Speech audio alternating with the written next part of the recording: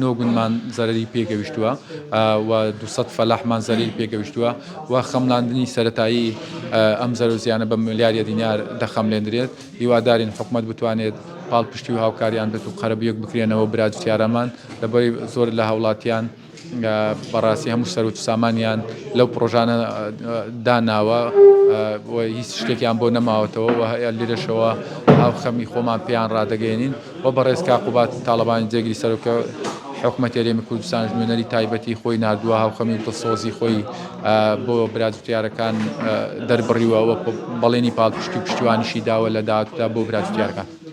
قەرەبووکردنەوەیان هەیە ئەمانەیان جارێ هەتا ئێستا تەنیا لە لێکۆڵینەوە و ئامارکردن و ئەوەن بەڵێنیان داوە کە پاڵپشت و پشتیوان بوون بەپێی ئەو توانە داراییەکە لە حکوومەتی عێراق و حکوومەتی هەرێمی کوردستان هەیە بتوانن قەرەبوو بکرێنەوە.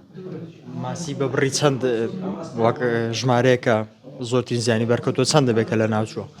وڵی بەپێی ئامانە سەرەتاییەکان لە 500 تا 750 تەن ماسی زەرەر و زیانی بەرکەوتووە.